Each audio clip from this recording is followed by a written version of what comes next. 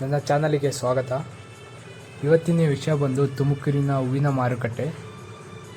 ಇವತ್ತಿನ ವಿಷಯ ಏನೆಂದರೆ, ಹೂವಿನ ಮಾರುಕಟ್ಟೆಯಲ್ಲಿ ಬಂದಿದ್ದಂತಹ ವಿವಿಧವಾದ ಹೂಗಳನ್ನು ನಿಮ್ಮೊಂದಿಗೆ ಹಂಚಿಕೊಳ್ಳಲು ಬಯಸುತ್ತೇನೆ.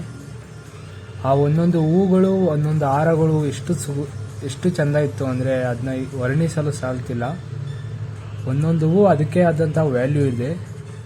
ಅದೇ ಥರ ಅದರದ್ದು ಚಂದ, ಅಂದ ಮತ್ತು ಅದರ ಸುವಾಸನೆಗಳು, ಅದರದ್ದೇ ಆದಂಥ ಅದರದಕ್ಕೆ ಒಂದು ತತ್ವಗಳಿದೆ. ಅಲ್ಲಿ ಮಾರೋರಂಥವ್ರು ತುಂಬ ಒಳ್ಳೆಯವರು. ಅವರು ಇನ್ನೇನು ಅವ್ರವ್ರು ಮಾಡ್ತೀನಿ ಕಣ ಅವ್ರು ಮಾಡ್ತಾರೆ. ಆದರೆ ಹೂವು ಮದುವೆ ಹಾರಗಳು ಮಾತ್ರ ಸಕ್ಕತ್ತಾಗಿದ್ದವು.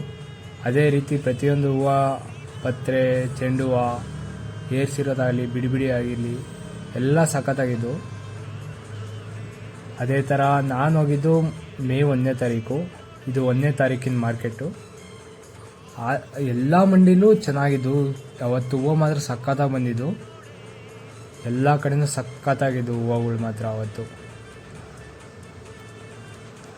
ಅಳಿತಿರೋದಾಗಲಿ ಎಲ್ಲನಲ್ಲಿ ನಿಮ್ಗೆ ಯಾವಾಗ ಬೇಕಾದ್ರೂ ಹೋಗ್ಬೋದು. ಬೆಳಗಿನ ಜಾವ ಅಥವಾ ಮಧ್ಯಾಹ್ನ 2 ಗಂಟೆಗೆ ಅಥವಾ 1 ಗಂಟೆಗೆ, ಅದು ಟೈಮಿಂಗ್ ಸರಿಯಾಗುತ್ತಿಲ್ಲ, ಅದನ್ನ ತಿಳ್ಕೊಂಬಿಟ್ಟು ಹೋಗಿ. ಪ್ರತಿಯೊಂದೊಂದೊಂದು ಹೂವು ತುಂಬಗಳು ಬಂದಿದ್ದು, ತುಂಬ ಹೂವುಗಳು. ಆವತ್ತಿನ ರೇಟ್ ಏನಾಯಿತು ಅಂತ ನಂಗೆ ಗೊತ್ತಿಲ್ಲ. ಆದರೆ ಹೂವುಗಳು ಮಾತ್ರ ತುಂಬ ಸಕ್ಕತ್ತಾಗಿ ಬಂದಿದ್ದು.